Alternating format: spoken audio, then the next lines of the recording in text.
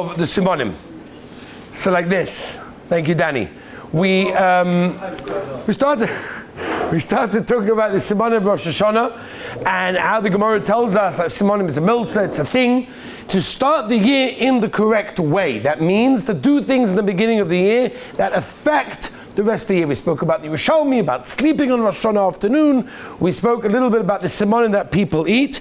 Let's just go a little bit more of the details over here. By the way, there is a shaila whether or not a person should say the Yirotzen, right? There's a Yirotzen that people say by the simonim. The Mishnah Berurah paskins halacha lemaisa that avada you should say it with Shem Hashem. The Mateh Ephraim says a very similar psak. Also, you say it with Shem Hashem. By the way, the Chofetz Chaim says in the Mishnah Berurah that when you say the Simonim and you say the Yirotzen, the Ikar is the Hiruri Tshuva. You're saying something that means something. For example, we'll get to these examples in a moment, but Al Kaponim, what happens if a person doesn't want to eat the Simonim? You know, sometimes they have these interesting Simonim, like, I don't know if I want to eat that. I don't know if that's a good idea. So what's the halacha? Can I say the Yirotzen? Can I do it anyway? So the Ikar is the Tefillah, and the Shlach Kodesh says at the end of the day, even if you don't eat it, the Ikar is the Tshuva, the Ikar is the Hiruri Tshuva, and you can say the Yirotzen even if you don't, because the Gemara doesn't say anything about eating it, so about seeing it, and therefore that could be good enough for a person that doesn't want to eat it. As we said yesterday, for those that are machmeh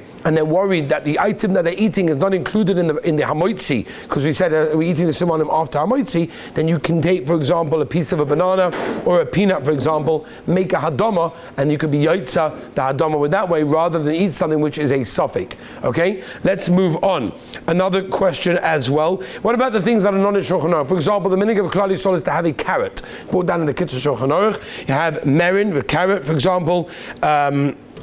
The reason is because it means many. It's not brought down in Shulchan Aruch. There are many things that people do. The Taz doesn't like it. Things that are not in Shulchan Aruch you should not necessarily do in that case, because again, you can go into many things that people make up in their own simonim. Taz says no. The Maisa, shkoyach noyach. The Maisa we paskin, yes, we do in that case. The Torah brings down to have a head of a sheep or a ram, and the reason for that is that we want a Rosh that had the head and not the tail, or a Zeichai remembrance of Akedas Yitzchak. The Kitzur Shulchan Aruch says it does not have to be a animal like a ram or a sheep. It can be any animal, which is why the minig of many people in Klal Yisrael is not necessarily to get a ram, but for example to have, of course, the head of the fish. That's also a Gavaldig Azach. The Mateh Ephraim brings down. Some people eat the eyes of the head of the fish. Why? Zug the Mateh Ephraim, we want to open up our eyes to the Torah, that if a Mogen brings down another pshat, is because the eyes of the fish never close. You want our eyes also never to close of Torah. Some people say Shmiras and Ayim. Chai says, I don't know, I never saw Makar for that, but Gavaldik, have the eye of the fish. In order for that reason, that is beautiful. Some people eat the lung of the animal on Rosh Hashanah, Re'iyah, sight. Again, not brought down in Shulchan Aruch. There are many different things. Esrogim people have as well. I didn't find a Makar, at least in the Gemara, but there are different Makaris as well, because according to some Shitas, the Eitz Hadas, the other mission 8, was actually was an esrog, according to some Shitas in that case. But again, if you don't want to eat it, the Kaf HaChaim says you could just see it, you can make the Yirotzen, and that's good enough. But remember, we're going to be doing this on Rosh Hashanah night. It's a choshev azach. Simonim is a milsa. It's important. Let's move on.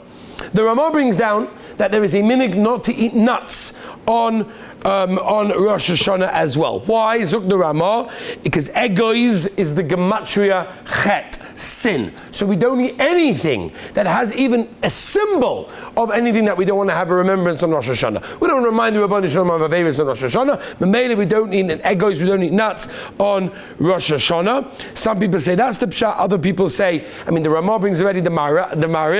The Maril says it increases saliva when you eat nuts, these certain nuts. It has saliva which increases, which is a problem for davening. According to that reason, by the way, after davening, especially on the second day, should be mutter according to that reason, but according to the reason of chet, of avera, it should not be had. There are many other reasons as well why people don't eat nuts, as komponim, different minhagim in Klal Yisrael. Almonds, by the way, according to the second reason, which we call saliva, You should not have almonds. Peanuts, for example, many poskim hold, is not included in that case.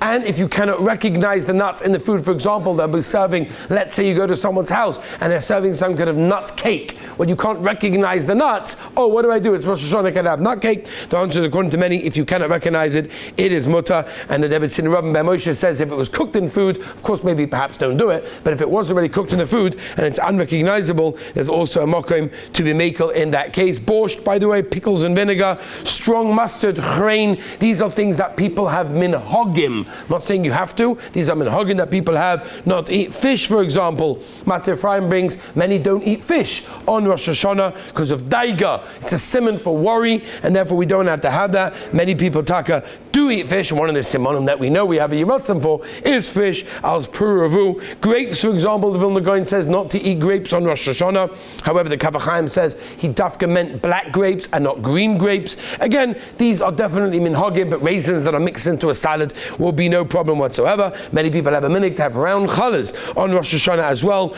because we just want to show that the world is round, and we daven for, we want to have no end, we want to have a long life, and that's what Minhag Yisrael Torah brings down. And the time of minhagim says we want the whole world to recognize the Rebbeinu Shalom, and that's over there. But we also have to remember as well, with all of these gavaldigim minhagim that people have of not eating nuts on Rosh Hashanah, remember, chet is also gematria chet. So yes, eating a nut is a gematria chet, and we don't remind the Rebbeinu Shalom. But doing an aveira is also a gematria aveira. Be careful. A yid once came over to me, said this every year, because I remember this. A yid comes over to me, he's so angry after davening on Rosh Hashanah, he says to me, I don't know what to do. Chutzpah, my wife put nuts into the cake for dessert, on top of the ice cream, whatever it was. Chutzpah, how could she do such a thing? I'm so upset with her. I said, whoa, hold on a second. There's minhagim not to have nuts. You're getting angry, you're going to shout at your wife, you're getting embarrassed, so who knows what's going to be? Oy vavoy! Absolutely not. As we said yesterday, be careful what you do on Rosh Hashanah, because everything you do on Rosh Hashanah can affect the year that's about to happen, and you must be careful in that case to make sure that you don't do anything that symbolizes, whether it's going to sleep in the afternoon, whether it's getting angry, whether it's being jealous, whether it's embarrassing someone, whether it's speaking Rosh Hashanah, all the things that we know we should not be doing. Take extra care. On the 48 hours of Rosh Hashanah, try not to. As we said one time, I think we said this already, the Heilige Brisker Rav would say Tehillim the whole Rosh Hashanah, meaning obviously outside davening times. And the Brisker Rav is God Lador, Tzadik Ador, Mamish Kol HaTorah, Kul Brisker Rav, right? Why are you saying Tehillim? Open up a Tosfos and Zvachim, open up a Rashba, go into the Sugya. The Brisker Rav said, you're right. Oh, but I'm very, very tired after davening. It's a long davening, it's draining, it's difficult for me. I don't want to waste time. It's hard for me to sit and learn the Tosfos. Tehillim I could do. So guys, think about it, right? Instead of speaking, who knows what could come out, who knows what could happen, go take it to Tehillim, say some Tehillim whenever you can, walk up and down, it keeps you up, don't talk, try not to get involved in too much things, because again, 48 hours of being judged, it's your opportunity. Let's move on to Rabbi Say, two last shilas for today. Number one, the Mishnah in Beitzah, Mishnah Rosh Hashanah actually, the Gemara in Beitzah Daf tells us that Rosh Hashanah is 2 days, but it's called one day. It's Yom HaRichtehi. It's one long day of Rosh Hashanah. Right? So yes, it's 2 days, by the way, around the world. Everybody keeps 2 days. There's no heta of keeping 1 day. I'm Israeli, I want to live in Israel. No heta. Everyone in the world keeps 2 days of Rosh Hashanah. However, the Gemara says, Yom HaRichti, one big day. So everybody asks the kasha. So if it's 1 day, there should be no problem with doing something called Hashana. Hashana means to... Hello? Shkoyach Noach, Valdik. See? Moedik that you came. To prepare from 1 day to the next. Everybody knows, right? If you learn, for example, in Shulchan Aruch and Simon Yida. No. Yankee? Danny? Huh? No, in Shulchan Aruch, you learn the halachos of Hashana. That means you cannot prepare on Shabbos for after Shabbos. This everyone knows, right? Everyone knows you can't wash up the dishes on Shabbos Kodesh, or make the beds, whatever it is, or clean up the room if you're not going to be using the room on Shabbos if you're paying for Motzah Shabbos. So too, you're not allowed to prepare on 1 day Yom Tov for the next day Yom Tov. That's the halacha by Sukkos and Shavuos and Rosh Hashanah and everything else. Again? Oh, Frek Dani the Kasha. Surely you hear the Kasha? It's a Mordecai Kasha. Frek Dani the Kasha. Shmili heard it? If the Rosh Hashanah is 1 day, there's no problem paying 1 day to the next day. By the way, this is very negaya, right? Why is this negaya? Because you want to take out chalas, for example, on Yom Tov day number 1, afternoon, so that they'll defrost for the night meal of day number 2. Hello, you with me? Mocha, you with me on this one? You should be allowed. Danny said it's allowed. It's 1 day. So the Gemara says no. You're right. It's yoyma richtahi. It's considered to be 1 day, but that's only l'chumra, not l'kula, which means that you cannot prepare for 1 day to another day. You're not allowed to do something on day number 1 of Rosh Hashanah that's preparing for the next day. For example, let's say you're eating a seder somewhere by day, and they're like, "Ooh, let's set the table now for tonight. Tonight's a new day." Right? In Jewish terms, the new day starts with the night, which means you're not allowed to prepare anything from 1 day to the next day. And this is true, by the way, on Sukkot, it's true on Shavuos, whatever it may be. However, there are certain exceptions. If there's going to be a damaging done, for example, if you don't wash up the dishes, the fruit flies come in, and it's going to take you days to get rid of them, for example, that's one example. Or if the food is not going to be ready by the night meal, which is a major problem because you won't be able to eat it, you won't be able to heat it up because it's still solid frozen. So then there's a mokum to be makel in that case by removing something from the freezer, which is not really a malacha, especially if you remove it early enough that it could be that you'll use it on that day itself. Chai Adam brings down that that's okay. But otherwise from that should, no one is allowed to prepare for 1 day the next day. Last shayla Rabbi say for today, and then we end. And that is the Zoy. Eating before Tkiyah Shofar. Eating before Tkiyah Shofar. Now the minig in most places in the world, as far as I'm aware, is they make a hafsuk, a break. They make a hafsaka between shachris after Kriyas HaTorah before Musaf. Right? They only need a few minutes to get the energy back together. And in most places they make a kiddush. Now if they make a kiddush, the question is, can I make kiddush and can I eat? What's the shaila?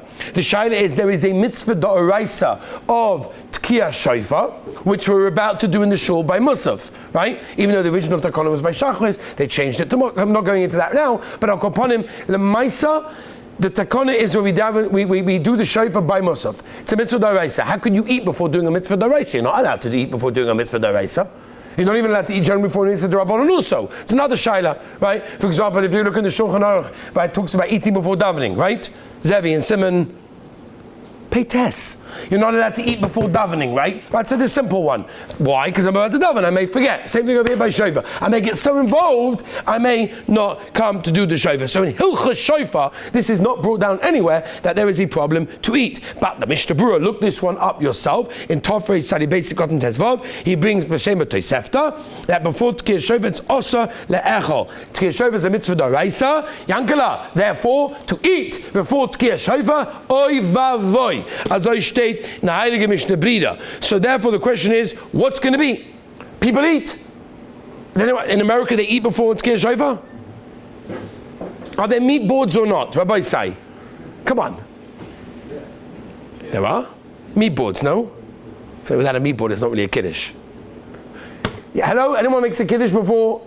I'm not so sure, no? I'm going to keep quiet. In LA they do? And the oilam eats? What's pshat? What's pshat? How are you allowed to eat? The Litvi Shivas also eat? Avada. So the question is why? Energy. Well, energy. It's also to eat before Tkiyah Shofar. How are you eating? I understand. You're standing there in Rosh Hashana. The life is hanging in balance. You're about to blow Shofar, which is the Zman of Din Mamish. So we'll eat something.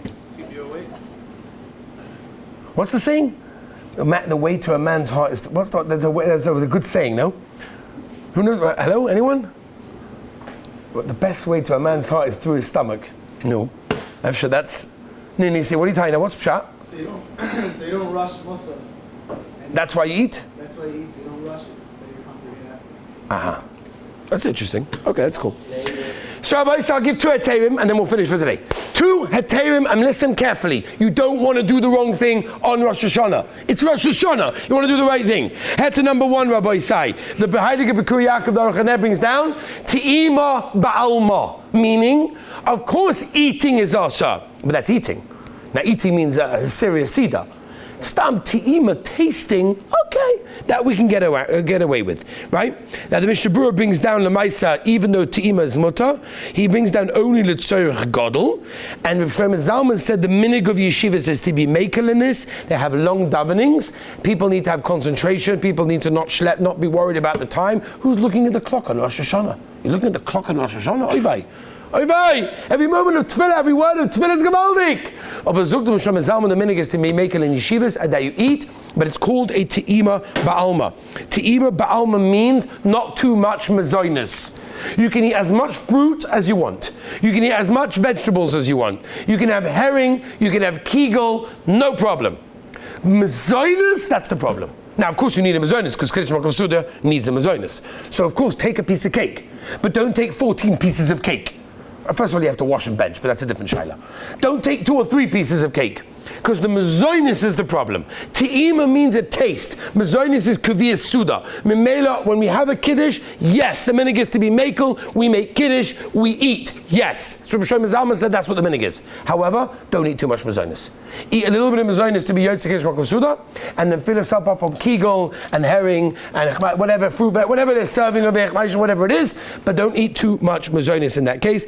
And the other thing, of course, is now the 8 says to have a shoma, which is not such a problem over here in yeshiva because you have a minute kavua, and therefore you should be okay. That will be the other heter as well, because we're worried you're going to forget. Here we're not so worried that you're going to forget because you have a shoma in that case. So those are generally the heterim in that case. A person should not eat more than, by the way, you asked me how much to eat, more than a kibetza of bread or cake, okay, which is 2 US ounces, 56 grams, for example. Don't eat more than a kibetza, not a kazayas, a kibetza of cake, rogalach, and all of these sorts of things. Whereas everything else that's not mazonis is okay to have as much as you want. Be'ezus Hashem. Okay, Rabbi Sai, we finished our halachas for today. Tomorrow, Mitzvah Hashem, brand new sugya, b'siyat Shmai, going on the seder of the halachas.